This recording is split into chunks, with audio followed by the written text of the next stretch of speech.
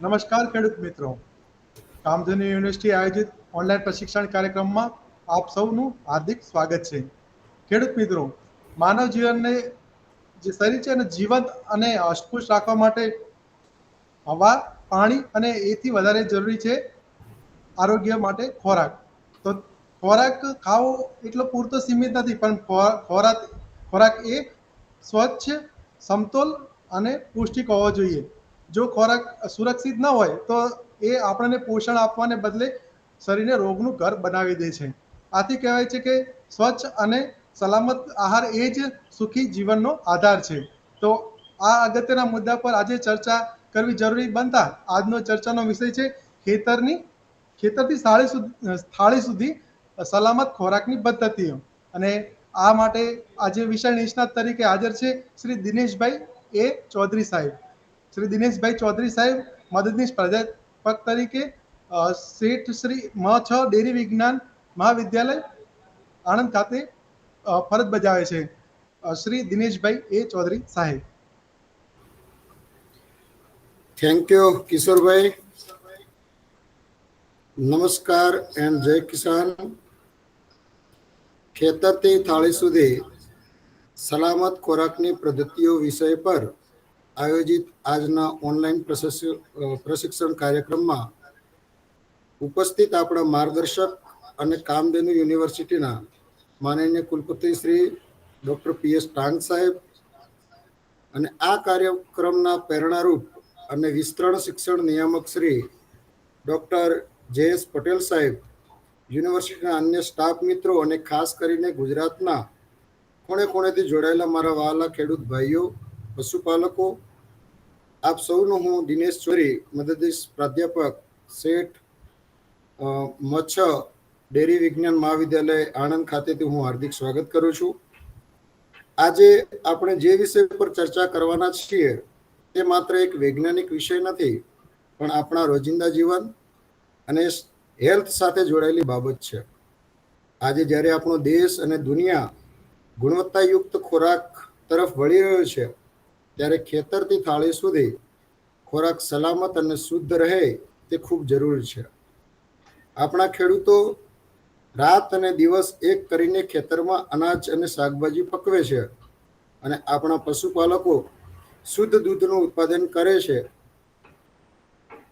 તમે જે પણ ઉત્પાદન કરો છો તે સમાજના દરેક નાગરિકની થાળી સુધી પહોંચે છે, પરંતુ જો ખેતરમાં દવાનો વધુ પડતો ઉપયોગ થાય, દૂધ ધોતી વખતે કે સંગ્રહ કરતી વખતે સ્વચ્છતા ન જળવાય તો તે ખોરાક ઝેરી બની શકે છે અને લોકોના હેલ્થને નુકસાન પહોંચાડે છે. તો આજે આપણે આ લેક્ચરની અંદર ખેતરથી થાળી સુધીમાં એક શૃંખલા છે. એમાં ખેડૂત, પશુપાલક, પ્રોસેસિંગ માટે જે પણ સ્ટેક હોલ્ડર હોય છે એ, પરિવહન, વેચાણ અને ઉપભોગ, એમ દરેક બાબતોને ધ્યાનમાં રાખવાની છે. પરંતુ આજે આપણે જે વાત કરીશું એ ખાસ કરીને ખેડૂત, પશુપાલક અને ગ્રાહકને લગતા બાબતોની ચર્ચા કરીશું. તો સૌથી પહેલા આપણે જાણવું એ જરૂરી છે ખોરાક એટલે શું. ખોરાક એ માત્ર ભૂખ સંતોષવા કે પેટ ભરવાનું માધ્યમ નથી.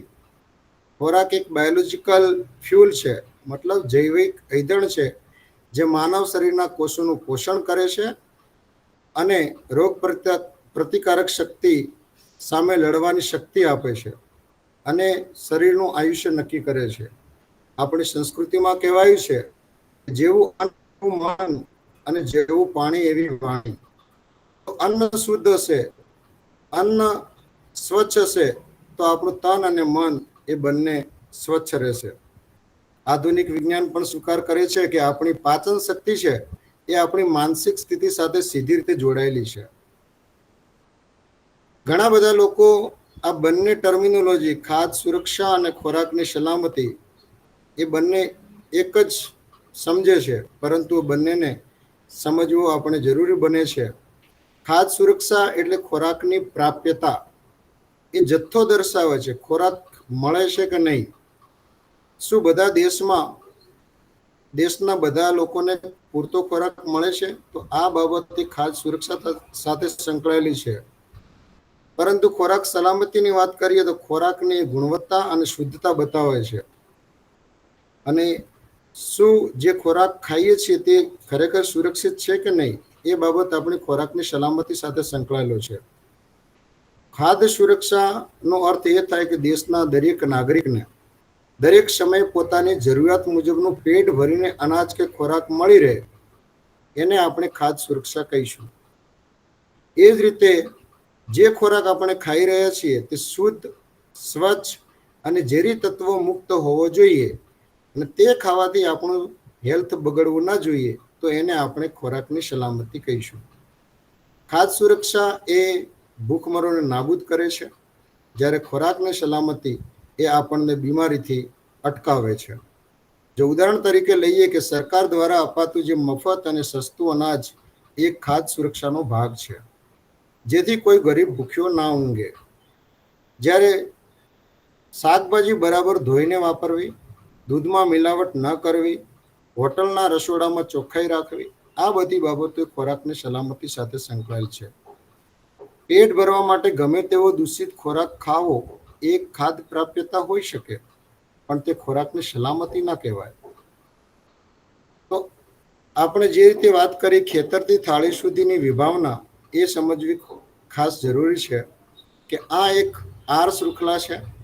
એમાં ખેતરમાં વવાતા બિયારણ કે તબેલામાં પશુના આંચળમાંથી દોવાતા જે દૂધથી શરૂ કરીને પરિવહન, ફેક્ટરીમાં પ્રોસેસિંગ, દુકાનદાર અને અંતે ગ્રાહકના રસોડા સુધીના તમામ તબક્કાઓ આ એક શૃંખલાનો હિસ્સો છે. શૃંખલાનો એક અકાટ્ય નિયમ છે કે કોઈ પણ સાંકળ યા શૃંખલા યા ચેન તેની સૌથી જો નબળી કડી જેટલી જ મજબૂત હોય છે. ઉદાહરણ તરીકે લઈએ કે જો પશુપાલક દૂધ દોવામાં સ્વચ્છતા ન રાખે તો વિશ્વની કોઈ મોંઘી ડેરી ફેક્ટરી તેને અમૃત બનાવી ના શકે. એ જ રીતે જો ખેડૂત શાકભાજીમાં અંધાધૂંધ કેમિકલ છાંટે તો ગ્રાહક ગમે તેટલું ધોઈને રાખે તો પણ ઝેર શરીરમાં જવાનું જ છે. આથી ખોરાક સલામતી એ કોઈ એક વ્યક્તિની જવાબદારી નથી, એ આ શૃંખલામાં સંકળાયેલા તમામ જવાબદારોની સહિયારી જવાબદારી છે. અવારનવાર આપણે ન્યૂઝપેપરમાં યા ટીવી ન્યૂઝમાં જોઈએ છીએ ફૂડ પોઈઝનિંગના કેસ. 25 બાળકોની તબિયત લથડી,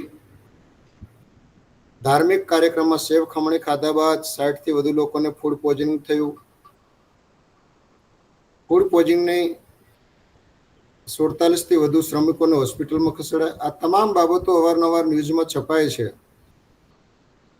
પરંતુ એક ખાસ કિસ્સો જે રિસન્ટલી બન્યો છે મુંબઈ ખાતે, એમાં એક જ ફેમિલીના 4 સભ્યો સાંજે રાત્રિ ભોજન બિરયાની ખાઈ અને એના પછી એ પોતે વોટરમેલનને આરોગે છે, તો એમાંથી થોડા જ સમય કલાકોમાં એ હોસ્પિટલાઇઝ થાય છે અને એમનું 1-2 દિવસ પછી મૃત્યુ થાય છે.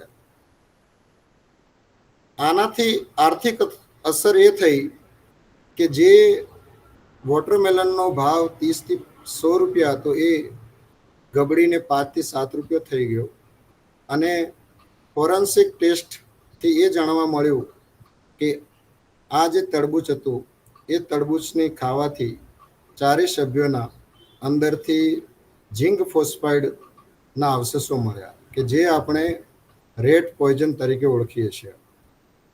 એ જ રીતે જૂનાગઢની અંદર એક બનાવ બનેલો કે દવાનો છંટકાવ કરીને ઘરે આવેલા પિતા પુત્રને રમાડી રહ્યા હતા અને કપડામાંથી જંતુનાશક દવાની અસર થતાં પુત્રનું મોત થયેલું. ભૂલથી દવા પીવાથી 2 વર્ષના બાળકનું કરુણ મોત. કપાસના ખેતરમાં દવા છાંટતા યુવકની ઝેરી અસર. આમ તમામ બાબતોને જો આપણે જોઈએ અવારનવાર, એનાથી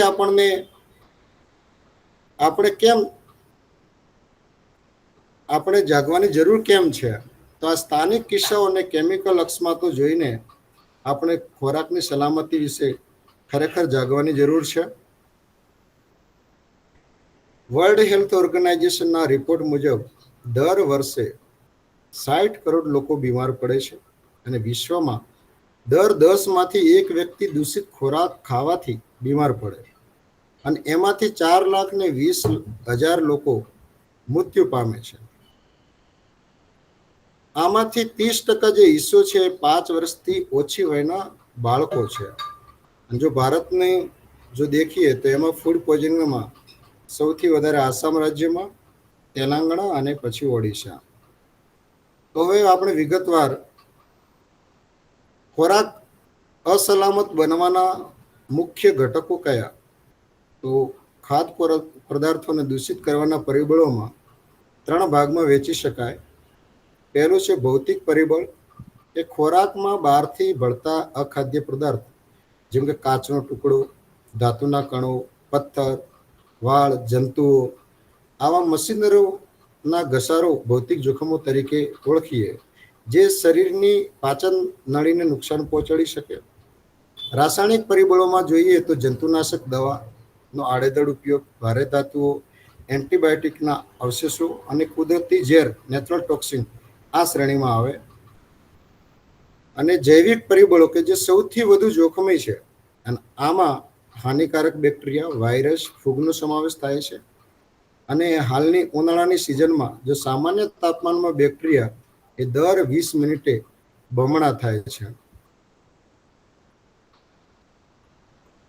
બેક્ટેરિયાનું આક્રમણ યા રોગ ફેલાવવાની જે પ્રક્રિયા છે ખાસ કરીને દૂષિત પાણી, ગંદા હાથ, દૂષિત ખોરાક અને માખીઓ અને જીવાતોનો સમાવેશ થાય છે. પરંતુ એની સામે ઉપચારમાં જો આપણે બીમારીના ચિહ્નો તરીકે જાણીએ તો ઝાડા, ઉલટી, પેટમાં દુખાવો યા તાવ થાય, અને જો વધુ જોખમી કિસ્સામાં હોય તો ત્વરિત ડૉક્ટરનો સંપર્ક કરવો. તો આજના સમયમાં સલામતી ખોરાકની કેમ મહત્વપૂર્ણ છે? તો આજના સમયના જે વસ્તી વધારો, શહેરીકરણ, જીવનશૈલીમાં બદલાવ, વૈશ્વિક વેપારના કારણે આ ખોરાક સલામતીની જરૂરિયાત વધુને વધુ મહત્વપૂર્ણ બની છે. મુખ્ય પડકારોમાં જાણીએ તો ખેડૂત સ્તરે યોગ્ય માર્ગદર્શનનો અભાવ હોઈ શકે, સંગ્રહ અને પરિવહનમાં યોગ્ય સુવિધાની કમી છે, ભેળસેળ અને ખોટા લેબલિંગ જેવી સમસ્યાઓ, કાયદાકીય જાગૃતિ અને ઉપભોક્તા સ્તરે સ્વચ્છતા પ્રત્યે ઉદાસીનતા છે.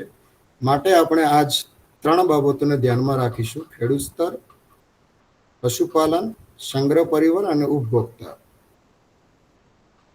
ખેતર સ્તર જીએપી એટલે કે ગુડ એગ્રીકલ્ચર પ્રેક્ટિસિસ એટલે કે સારી ખેતીની પદ્ધતિઓનું પાલન કરવું.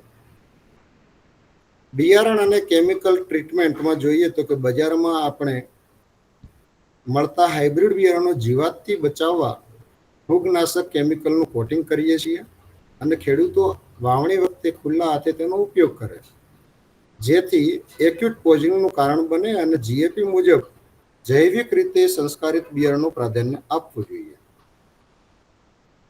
જમીન અને સિંચાઈના પાણીની શુદ્ધતાની વાત કરીએ તો ઉપરનું જે ચિત્ર ઇમેજ દેખીએ એ મુજબ જો શહેરોની નજીક ગટરના પાણી કે ફેક્ટરીના કેમિકલ યુક્ત પાણી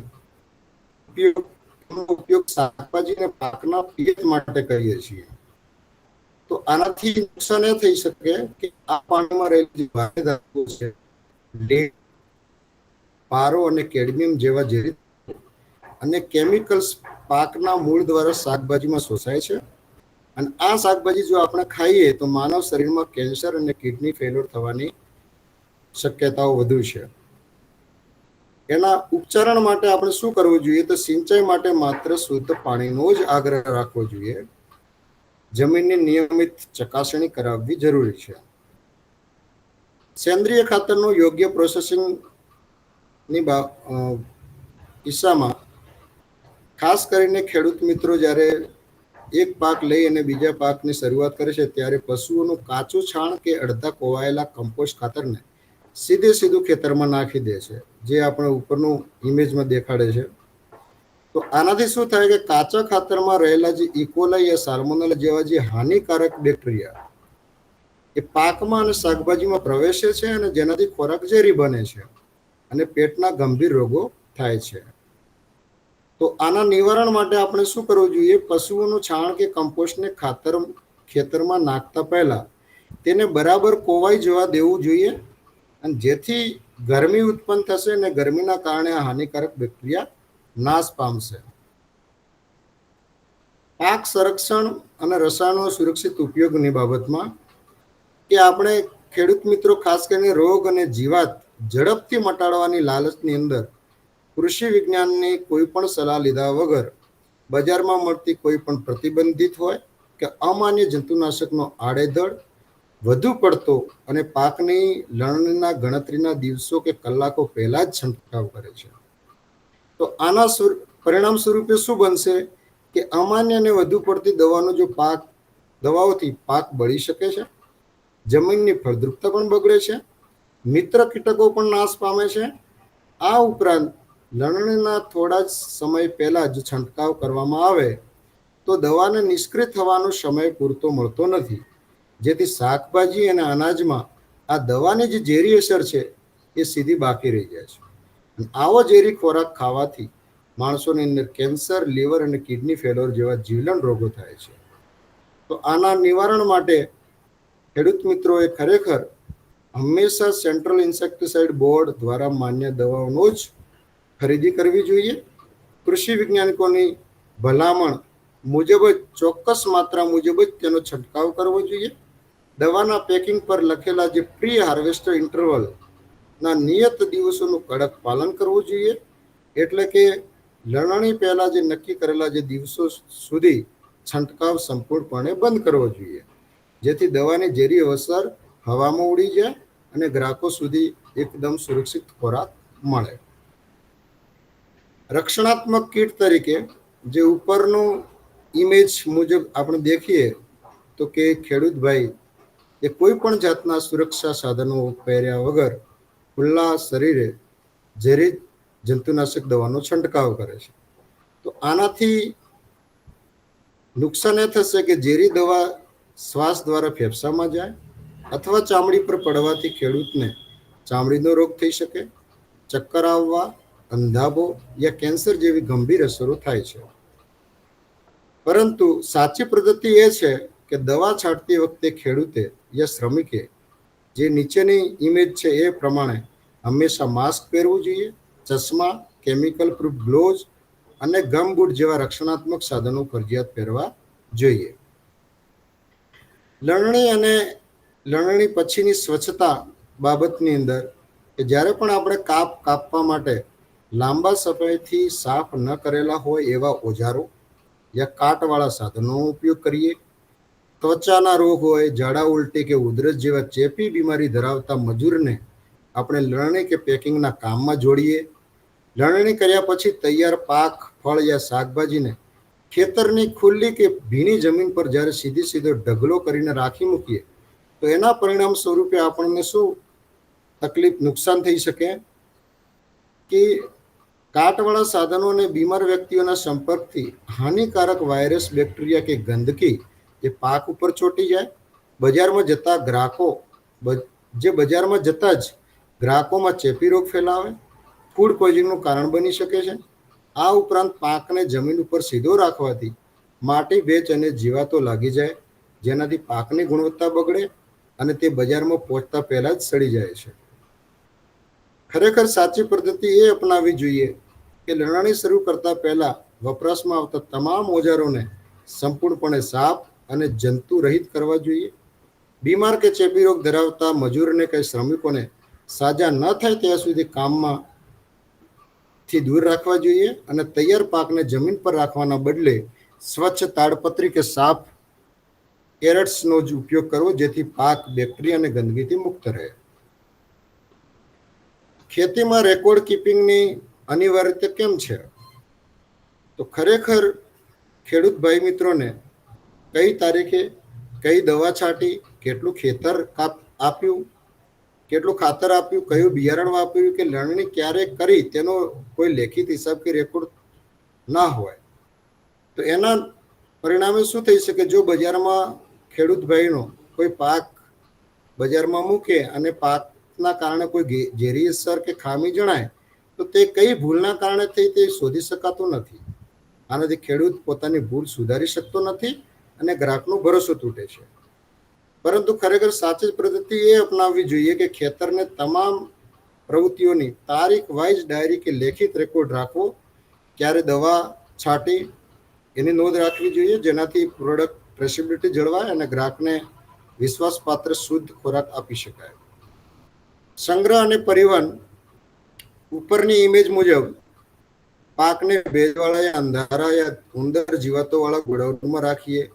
પેક કરવા માટે હલકું પ્લાસ્ટિક વાપરીએ, ગંદા કોથળા વાપરીએ, અગાઉ કેમિકલ કે પશુઓનું વહન કરેલું હોય એવા ગંદા વાહનોમાં પાકનો સાફ કર્યા વગર બજારમાં લઈ જઈએ તો એનાથી ભેજ અને ગંદકીના કારણે પાકમાં ફૂગ યા દુર્ગંધ આવી જાય. ઉંદરના મળમૂત્ર, હલકા પ્લાસ્ટિકના કેમિકલ, વાનમાં રહેલા ઝેરી અવશેષો ખોરાકમાં ભળી જાય. આથી આખો પાક આપણો દૂષિત થઈ શકે છે અને જે ગ્રાહકોના હેલ્થને નુકસાન પહોંચાડે છે. ખરેખર સાચી પદ્ધતિ એ છે કે સંગ્રહ માટે જે નીચેની ઇમેજ મુજબ સૂકા, હવા ઉજાસવાળા યા જીવાત-મુક્ત ગોડાઉનનો ઉપયોગ કરવો જોઈએ. પેકિંગ માટે માત્ર ફૂડ ગ્રેડ પ્લાસ્ટિક યા મટીરિયલનો જ ઉપયોગ કરવો જોઈએ. પરિવહન કરતા પહેલા જે પણ ટ્રેક્ટર યા પરિવહન સાધન વાપરીએ એને બરાબર ધોઈને સાફ કરવું જોઈએ, જેથી પાક શુદ્ધ અને સુરક્ષિત રહે. જંતુનાશક દવાનો એક વૈજ્ઞાનિક નિયમ મુજબ એક પ્રી હાર્વેસ્ટિંગ ઇન્ટરવલ હોય છે, એને વેઇટિંગ પીરિયડ કહીએ. ખેડૂતોએ એ સમજવું જરૂરી છે કે પાક પર જે પણ ઝેરી દવા છાંટ્યા પછી તે ઝેરની અસર નાશ પામવા માટે પ્રકૃતિને થોડા દિવસો લાગે. આ સમયગાળાને આપણે પોસ્ટ પ્રી હાર્વેસ્ટ ઇન્ટરવલ કહીએ. ખેડૂતો સવારે શાકભાજી પર દવા છાંટે અને સાંજે અથવા બીજા દિવસે સવારે લણીને બજારમાં વેચવા મોકલી દે તો આ શાકભાજી સીધું ગ્રાહકને થાળીમાં ઝેર પીરસે એ સમાન છે. સાચી પદ્ધતિ મુજબ દવાની બોટલ પર લખેલા નિર્દેશ મુજબ 7 થી 15 દિવસનો વેઇટિંગ પીરિયડ રાખ્યા બાદ જ પાકની લણણી કરવી જોઈએ. આ આગળ આપણે ડિસ્કસ કર્યું છે. હવે પ્રશ્નોત્તરીમાં કેસ સ્ટડી છે. જો સવારે શાકભાજી પર જંતુનાશક દવા છાંટીને સાંજે જ બજારમાં વેચવા મોકલીએ તો પાક ખરીદનાર ગ્રાહકના લીવર અને કિડની ઉપર શું અસર થાય? તો જેમ અગાઉ કીધું એમ કે ખેતરમાં વપરાતા કીટનાશકોને પાક પર છાંટવામાં આવે અને એમને ત્યારે પ્રકૃતિને તેને ધીમે ધીમે તોડે છે અને આ કેમિકલના વિઘટન માટે એક ચોક્કસ સમય લાગે એને વેઇટિંગ પીરિયડ કહીએ છીએ. અને આ સમયગાળો જો જાળવ્યા વિના જો સાંજે જ પાક લણી લેવાય અને તો આ રસાયણો તેના સક્રિય સ્વરૂપમાં એટલે કે એક્ટિવ સ્વરૂપમાં શાકભાજીની સપાટી પર અને અંદર હાજર હોય છે. ગ્રાહક જ્યારે તેનું સેવન કરે ત્યારે ઝેરી તત્વો લોહી દ્વારા શરીરની મુખ્ય ગાળણ પ્રક્રિયા એટલે કે લીવર અને કિડનીમાં જમા થાય અને લાંબા ગાળે આ અંગોનો કોષો છે એ નષ્ટ થાય છે, જેને ક્રોનિક ટોક્સિસિટી કહે છે, જેના પરિણામે કિડની ફેલ્યોર યા કેન્સર થઈ શકે. બીજી કેસ સ્ટડી મુજબ કે શાકભાજીને વહેલા પકવવા ચમકાવવા માટે વપરાતા ઓક્સિટોસિન કે કલરના ઇન્જેક્શન આપણી નાની દીકરીઓના હોર્મોન સંતુલનને કઈ રીતે બગાડે?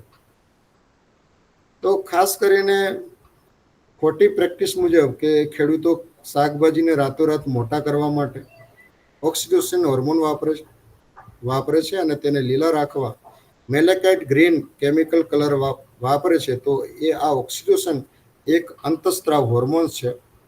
જ્યારે મનુષ્યો ખાસ કરીને નાની બાળાઓ જ્યારે આવો આહાર સતત લે ત્યારે તેમના શરીરમાં કુદરતી એન્ડોક્રાઇન સિસ્ટમ ખોરવાઈ જાય અને આ કેમિકલ્સ એન્ડોક્રાઇન ડિસ્રપ્ટર તરીકે કામ કરે, જે બાળકોમાં નાની ઉંમરે જ હોર્મોનલ અસંતુલન અને સમય પહેલા જ પુખ્તતા લાવે છે.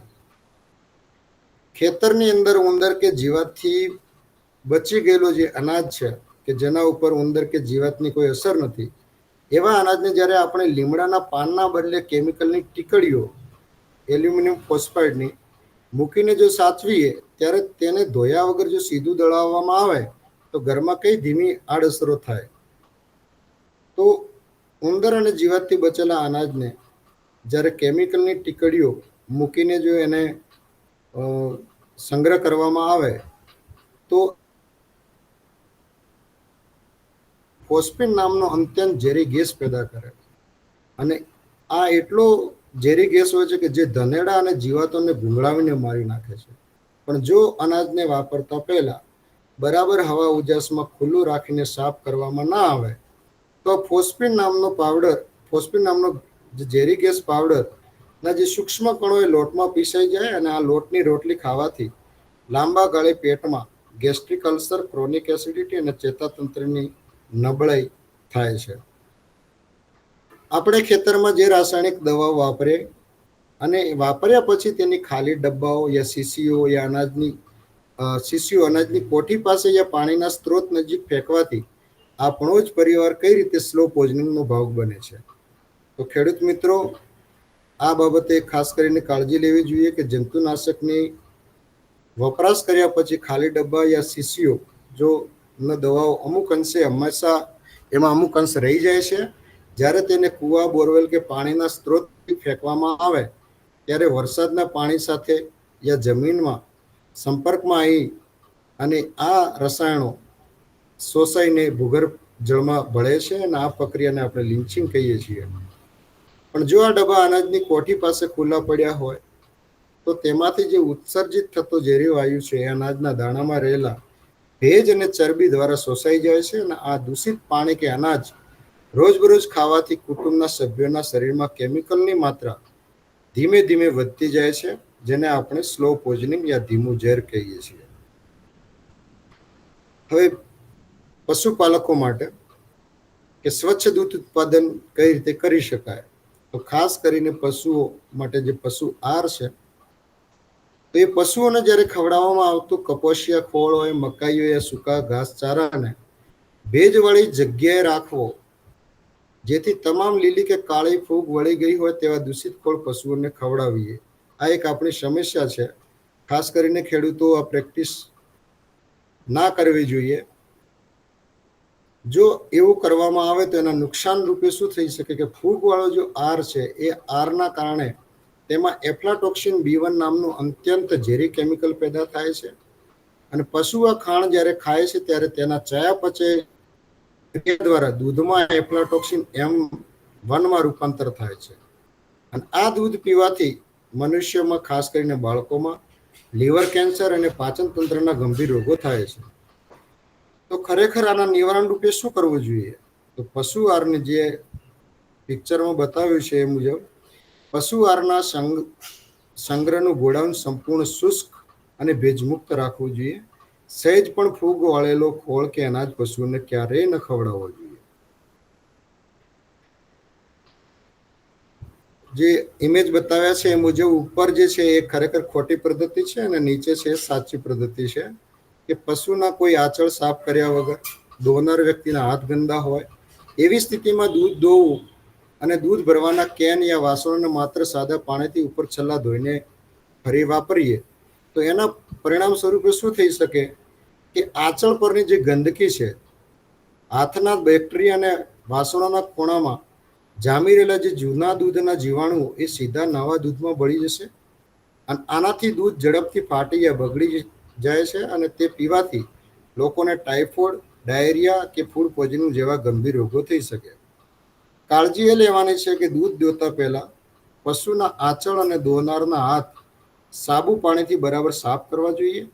તેમજ દૂધ સંગ્રહ કરવાના જે તમામ જે સાધનો છે, વાસણો છે એ સ્ટીલના હોવા જોઈએ અને નિયમિતપણે ગરમ પાણી યા તો યોગ્ય ડિટર્જન્ટથી અંદર અને બહાર ઘસીને ધોવા જોઈએ, જેથી દૂધ છે એ જીવાણુ મુક્ત અને શુદ્ધ રહે. દૂધ ધોયા પછી આપણે અહીં તાપમાનનું મહત્વ જાણવું જરૂરી છે કે કુદરતી રીતે દૂધ છે પશુના શરીરમાંથી 37 ડિગ્રી તાપમાને બહાર આવે છે. જો તેને 2 કલાકની અંદર 4 ડિગ્રીથી ઓછા તાપમાને ઠંડુ કરવામાં ના આવે તો આ બેક્ટેરિયા એ દર 20 મિનિટે બમણા થઈ જાય છે અને આ વૈજ્ઞાનિક કારણસર જ ગામડાઓમાં બલ્ક મિલ્ક કુલરની વ્યવસ્થા કરવામાં આવી છે, જેથી દૂધની આયુષ્ય વધારી શકાય.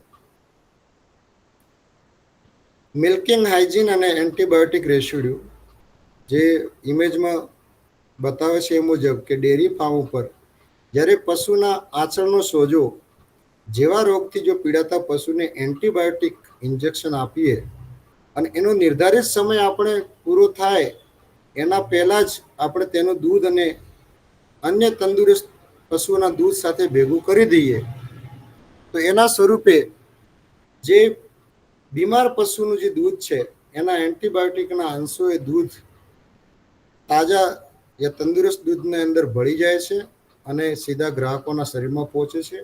આવું દૂધ સતત પીવાથી માણસોમાં એન્ટીબાયોટિક રેઝિસ્ટન્સ એટલે કે દવાઓની બેઅસર થવી એવું થાય છે અને ભવિષ્યમાં સામાન્ય રોગોમાં પણ દવાઓ કામ કરતી નથી. તો ખરેખર પશુપાલક મિત્રોને ધ્યાન રાખવું જોઈએ કે એન્ટીબાયોટિક ઇન્જેક્શન આપ્યા પછી ઓછામાં ઓછા 3 થી 5 દિવસ સુધી દૂધ ડેરીમાં ન ભરાવવું જોઈએ અને પશુઓનું દૂધ સંપૂર્ણ અલગ રાખવું જોઈએ. પશુઓના આવાસની સફાઈ અને મસ્ટાઇટિસ રોગ. પશુઓનો તબેલો કે ગમાણનું ભોયતળિયું સતત ભીનું, છાણ મૂત્રવાળું અને ગંદુ રાખવું તથા દૂધ દોયા પછી પશુને તરત જ આવી ગંદી જમીન પર બેસવા દેવું, એવી સમસ્યા ખાસ કરીને હોય છે. તો આ પ્રેક્ટિસના પરિણામ સ્વરૂપે શું થાય કે દૂધ દોયા પછી જો પશુના આંચળના જે છિદ્રો છે એ છિદ્રો 20 થી 30 મિનિટ સુધી ખુલ્લા રહેતા હોય છે અને ગંદી જગ્યાએ બેસવાથી જમીન પરના જે હાનિકારક બેક્ટેરિયા એ આંચળમાં પ્રવેશીને મસ્ટાઇટિસ યા આંચળનો સોજો કરે છે, જેનાથી આંચળ મરી જાય છે અને દૂધ એ લોહી કે પરુવાળું આવે છે. પરંતુ ખરેખર સાચી પદ્ધતિ એ છે કે દૂધ દોયા પછી પશુને ઓછામાં ઓછું 30 મિનિટ સુધી બેસવા ન દેવું. તો એના માટે દોયા પછી તરત જ નવો લીલો ઘાસચારો આપવો, જેથી પશુ ઊભું રહે અને ભોય તળિયું પાકું, ઢાળવાળું અને જંતુનાશકથી સાફ રાખવું જોઈએ. કપાસિયા ખોળ કે ખાણદાળમાં જો ભેજ રહી જાય અને ફૂગ ચડી જાય તો તે ફૂગ દૂધ ઉકાળવા છતાં પણ નાશ કેમ નથી પામતી? તો ભેજવાળા કપાસિયા ખોળ યા ખાણદાળમાં એસ્પરજીલસ ફ્લેવસ નામની ફૂગ ઉત્પન્ન થાય છે, જેને કારણે એફ્લાટોક્સિન B1 નામનું માઇકોટોક્સિન પેદા કરે છે. પશુ જ્યારે આ ચારો ખાય છે ત્યારે તેના લીવરમાં રહેલો જે એન્ઝાઇમ છે આ ઝેરનું ચયાપચય કરીને તેને એફ્લાટોક્સિન M1 માં રૂપાંતરિત કરે છે, જે લોહી દ્વારા સીધું દૂધમાં ભળે છે. આનાથી ગંભીર અસરો એ થાય છે કે એફ્લાટોક્સિન M1 એ અત્યંત ઉષ્મા સ્થિર હીટ સ્ટેબલ રાસાયણિક સંયોજન છે. ડેરી ઉદ્યોગમાં વપરાતું હીટિંગ પ્રોસેસ આપણે પાસ્ચ્યુરાઇઝેશન કહીએ છીએ કે ઘરગથ્થુ દૂધ ઉકાળવાની પદ્ધતિ પણ આ માત્ર બેક્ટેરિયાને મારી શકે છે, પરંતુ આ રાસાયણિક જે ઝેર છે એફ્લાટોક્સિન M1 ને એના બંધારણને તોડી શકાતું નથી. તેથી ખાસ કરીને ઘણીવાર દૂધ, દહીં કે ઘી દ્વારા માનવ શરીરમાં આ એફ્લાટોક્સિન M1 પ્રવેશીને લીવર કેન્સર જે જીવલેણ બીમારીઓ પેદા કરે છે. જ્યારે પશુને બાવળાનો સોજો યા મસ્ટાઇટિસ થાય અને એન્ટીબાયોટિક ઇન્જેક્શન આપીએ ત્યારે તે દૂધ મંડળીમાં કેમ ન ભરવું જોઈએ? આપણે આગળ આ વાત કરી ચૂક્યા છીએ. દૂધ દોવા માટે પ્લાસ્ટિકની ડોલ વાપરવાથી દૂધ કેમ વહેલું ખાટું થઈ જાય અને સ્ટીલના વાસણો કેમ અનિવાર્ય છે? તો પ્લાસ્ટિક એક નરમ અને છિદ્રાળુ મટીરિયલ છે. જ્યારે તેને સાફ કરવામાં આવે યા વાપરવામાં આવે ત્યારે તેની સપાટી પર એક માઇક્રોસ્કોપિક સ્ક્રેચ હોય, ઝીણા ઝીણા ઉજરડા હોય. હવે દૂધમાં રહેલા બેક્ટેરિયા ઝીણી જે તિરાડો છે એ તિરાડોમાં ભરાઈ જાય છે અને પોતાની આસપાસ એક રક્ષણાત્મક કવચ બનાવે, જેને ફૂડ સાયન્સ યા ખાદ્ય વિજ્ઞાનમાં એને બાયોફિલ્મ કહીએ છીએ. અને આ બાયોફિલ્મ સામાન્ય ગરમ પાણી કે સાબુથી સાફ થતી નથી. જ્યારે નવું દૂધ આ ડોલમાં ભરાય ત્યારે બેક્ટેરિયા તુરંત દૂધના લેક્ટોઝ એટલે શર્કરાનું લેક્ટિક એસિડમાં રૂપાંતર કરવા માંડે અને જેથી દૂધ તરત ખાટું થઈ જાય યા દૂધ ફાટી જાય છે. આથી ડેરી ગ્રેડ પ્રમાણે સ્ટેનલેસ સ્ટીલ વાસણો અનિવાર્ય છે, કારણ કે તેની સપાટી એકદમ અછિદ્રાળુ હોય છે અને બાયોફિલ્મ બનવા દેતા નથી. દૂધ દોયા પછીના 2 કલાકની અંદર દૂધની ગુણવત્તા માટે આપણે ગોલ્ડન અવર્સ કહીએ છીએ. એટલે કે ચિલિંગ જો મોડું કરીએ તો શું નુકસાન થાય?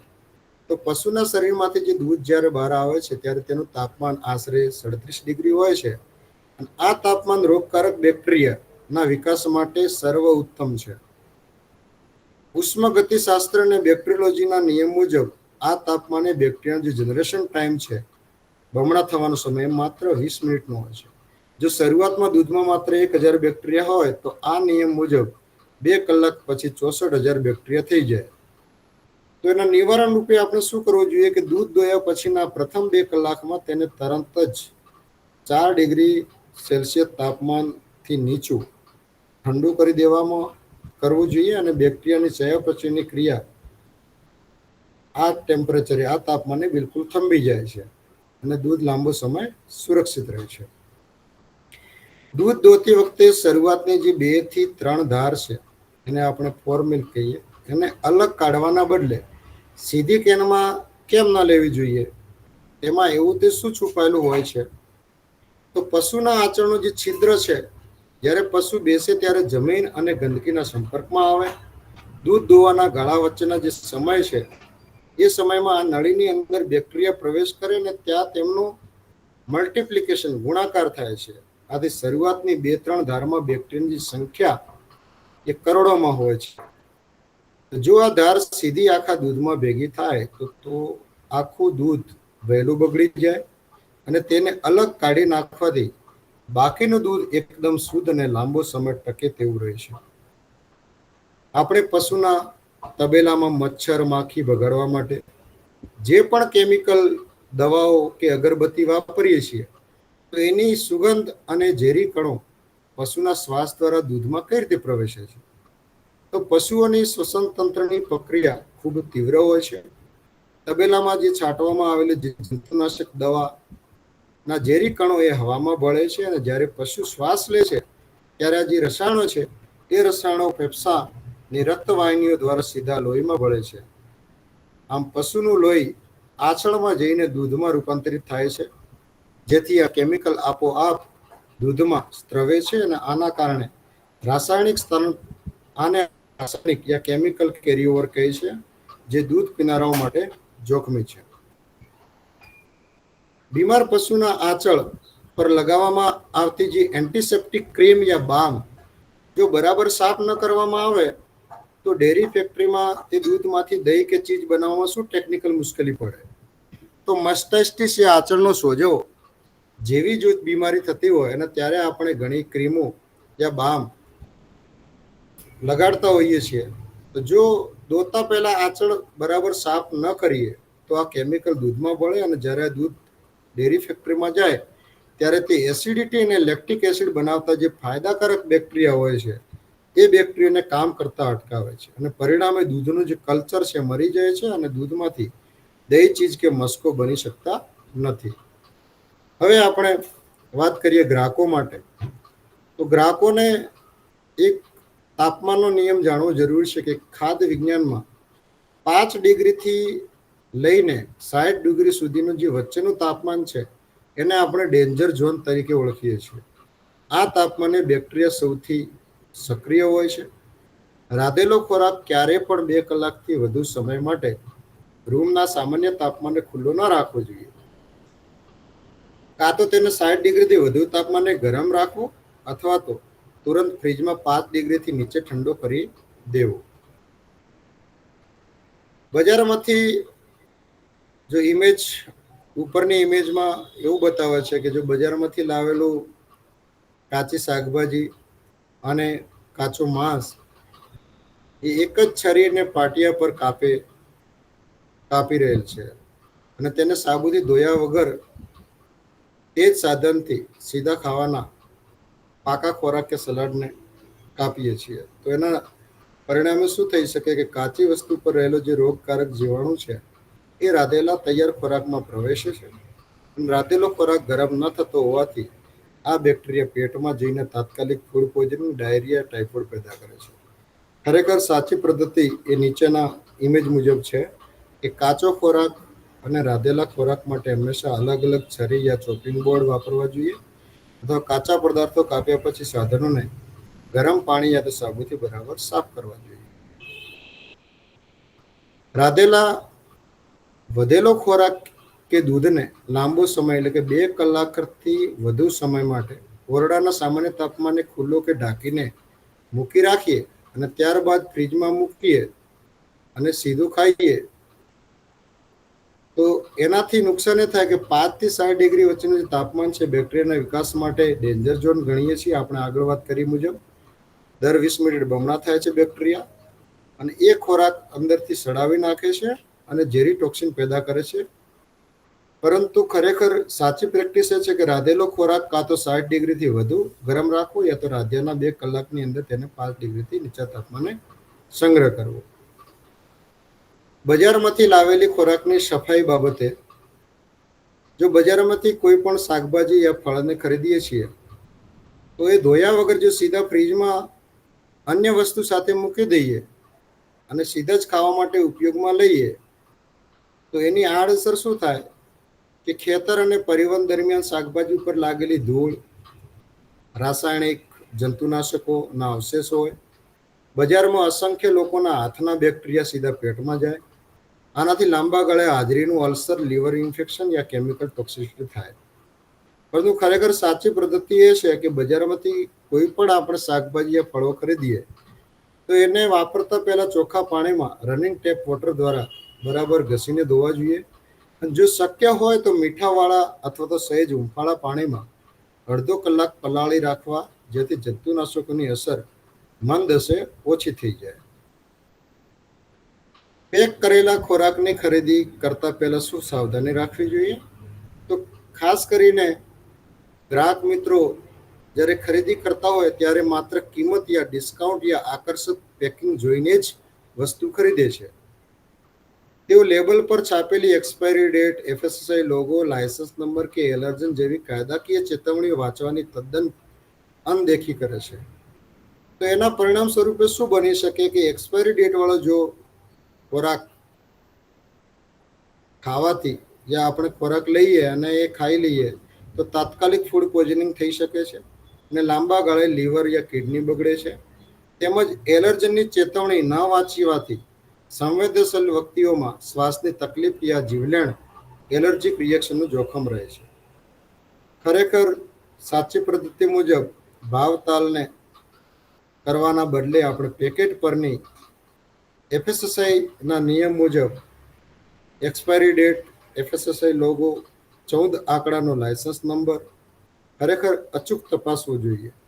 એની સાથે સાથે એલર્જીથી બચવા માટે એક બોલ્ડ અક્ષરમાં લખેલી એલર્જનની ચેતવણી વાંચવી જોઈએ અને શાકાહારી અને માંસાહારી માટેના લીલો અને બ્રાઉન લોગોને જોઈને જ ખરીદી કરવી જોઈએ. આપણે આગળ ડિસ્કસ કર્યું. રસોડાના ફ્રીજમાં કાચું દૂધ કે કાચા શાકભાજી અને તેની જ બાજુમાં રાંધેલી રસોઈ કે મીઠાઈ ખુલ્લી રાખવાથી કઈ રીતે અદૃશ્ય પ્રદૂષણ ફેલાય છે? જો કાચું શાકભાજી, કાચું દૂધ કે ખુલ્લા અનાજમાં કુદરતી વાતાવરણમાંથી આવેલા જે અસંખ્ય જીવાણુઓ સપાટી પર ચોટેલા હોય છે, જ્યારે તેને ફ્રીજમાં રાંધેલા ખોરાકની બાજુમાં ખુલ્લા રાખવામાં આવે ત્યારે ફ્રીજની અંદર ફરતી જે ઠંડી હવા છે એના કારણે આ પેથોજન્સ ઉડીને રાંધેલા ખોરાક ઉપર સ્થાયી થાય છે. રાંધેલો આહાર પહેલેથી જ પ્રોસેસ થયેલો હોવાથી તેમાં જીવાણુ તો હોતા નથી, પણ ક્રોસ કન્ટામિનેશનના કારણે તે તુરંત દૂષિત થાય છે. અને આથી વૈજ્ઞાનિક પદ્ધતિ મુજબ રાંધેલો ખોરાક હંમેશા ફ્રીજમાં ઉપરના ખાનામાં એકદમ એરટાઇટ બંધ રાખવો જોઈએ અને કાચો ખોરાક હંમેશા નીચેના ભાગમાં રાખવો જોઈએ. જમતા પહેલા કે રસોઈ બનાવતા પહેલા માત્ર પાણીથી હાથ ધોવા પૂરતા છે કે 20 સેકન્ડથી સાબુથી હાથ ધોવા વૈજ્ઞાનિક રીતે કેમ જરૂરી છે? આપણે હથેળીની ત્વચા પર કુદરતી તેલ અને ચરબીનું એક અદૃશ્ય સ્તર હોય છે, જેમાં બેક્ટેરિયા અને વાયરસ એ મજબૂતાઈથી ચોટીલા હોય છે. પાણીના અણુઓનું સરફેસ ટેન્શન યા પૃષ્ઠતાણ વધુ હોવાના કારણે માત્ર પાણી આ તેલ અને ચરબીને ના સ્તરને તોડી શકતું નથી. આના પરિણામ સ્વરૂપે આપણે સાબુનો ઉપયોગ કરીએ છીએ અને સાબુના જે અણુઓ છે દ્વિમુખી હોય છે. તેનો એક છેડો પાણી તરફ અને બીજો છેડો ચરબી તરફ આકર્ષાય છે. જ્યારે આપણે 20 સેકન્ડ સુધી સાબુ ઘસીએ છીએ ત્યારે સાબુના જે અણુઓ છે એ હાથ પરના તેલ અને બેક્ટેરિયાના કવચને ચારે બાજુથી ઘેરીને તોડી નાખે છે અને ત્યારબાદ પાણીની ધાર સાથે આ તમામ જીવાણુ હાથ પરથી સરીને વહી જાય છે. માત્ર પાણીથી ધોવાથી જંતુઓ હાથ પર જ રહી જાય છે અને ખોરાકમાં ભળે છે. પ્લાસ્ટિકની કોથળીમાં આવતું ગરમ શાકભાજી કે પ્લાસ્ટિકના કપમાં પીવાથી ગરમ ચા આપણા શરીરમાં કયા અદૃશ્ય કેમિકલ પ્લાસ્ટિકનો કણો ઓગાળીને મોકલે છે? તો ગ્રાહક મિત્રોને ખરેખર જાણવું જોઈએ કે આપણે જે નોર્મલ પ્રેક્ટિસમાં શાકભાજી યા ગરમ ચા પ્લાસ્ટિકની કોથળીમાં લાવીએ છીએ તો એનાથી શું અસર થઈ શકે. તો પ્લાસ્ટિક જ્યારે ગરમ પદાર્થના સંપર્કમાં આવે છે ત્યારે ઊંચા તાપમાનના કારણે આ પ્લાસ્ટિકના જે પોલિમર બોન્ડ ઢીલા પડે છે અને આ પ્રક્રિયાને આપણે કેમિકલ માઇગ્રેશન કહીએ. પ્લાસ્ટિક બનાવવામાં વપરાતા જે કેન્સરજનક રસાયણો છે જેવા કે બીપીએ એ પીગળીને સીધા ખોરાકમાં ભળી જાય છે અને આ રસાયણો શરીરમાં જઈને કેન્સર, વંધ્યત્વ અને ડાયાબિટીસ જેવા રોગોનું મુખ્ય કારણ બને છે. તો આહાર સુરક્ષા એ કોઈ કાયદા કે માત્ર સરકારી અધિકારીથી શક્ય નથી. ખેડૂત કે જેને આપણે અન્નદાતા કહીએ છીએ, પશુપાલક એ ભાગ્ય વિધાતા છે અને ગ્રાહક, આ ત્રણેય જ્યારે વૈજ્ઞાનિક રીતે જાગૃત થશે ત્યારે જ ખેતરથી થાળી સુધીનું આપણું સ્વપ્ન સાકાર થશે અને ભારત રોગમુક્ત બનશે. Thank you. કોઈ ક્વેશ્ચન હોય તો પૂછી શકો. ખૂબ સરસ દિનેશભાઈ, તમે ઉપયોગી માહિતી આપી જેથી કરીને ખેડૂતો તેમજ પશુપાલકો એમની ઉપજ છે ઉપભોક્તા સુધી કઈ રીતે સ્વચ્છ અને સુરક્ષિત રીતે પહોંચાડી શકે. જેથી આશા છે કે ખેડૂત મિત્રો અને પશુપાલક મિત્રો આનું અનુકરણ કરશે અને સારો એવો ખોરાક, સ્વચ્છ અને સુરક્ષિત ખોરાક ઉપભોક્તા સુધી પહોંચે તેની કોશિશ કરશે. હવે આ બાબતે ઘણી ઉપયોગી માહિતી લગભગ તમામ પાસાઓ તમે આવરી લીધા છે. આ ઉપરાંત જો કોઈ ખેડૂત મિત્રને કંઈ જિજ્ઞાસારૂપ કંઈ પ્રશ્ન પૂછવાનો ઈચ્છા હોય તો તેઓ અત્યારે પૂછી શકે છે. ખેડૂત મિત્રો, આપના જો કોઈ પ્રશ્ન હોય તો આપ રજૂ કરશો.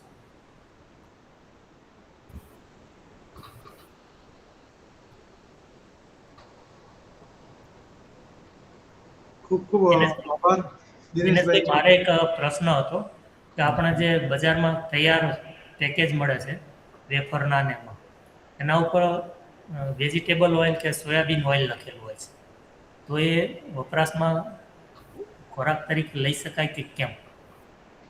કારણ કે મારા જાણવા મુજબ આ જે વેજીટેબલ ઓઇલ કે જે અનરિફાઇન્ડ સોયાબીન ઓઇલ હોય છે એ વિદેશોમાં ડુક્કરોને વધુ વજન પકડે એટલે ફેટ જમા થાય એના માટે વાપરતા હોય છે, જ્યારે આપણે ત્યાં એ સામાન્ય પડીકામાં વપરાશમાં લેવાતું હોય છે. તો આપનું શું મંતવ્ય છે આ બાબતે?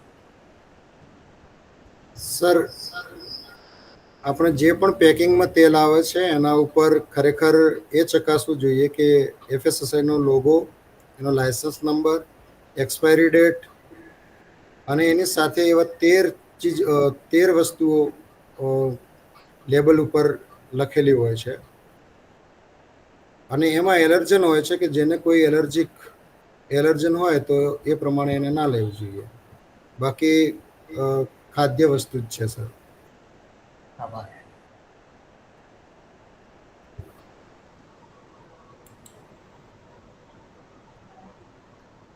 ખૂબ આભાર દિનેશભાઈ ચૌધરી સાહેબ, અને આપનો આભાર સાહેબ શ્રી ડાયરેક્ટર સાહેબ શ્રી.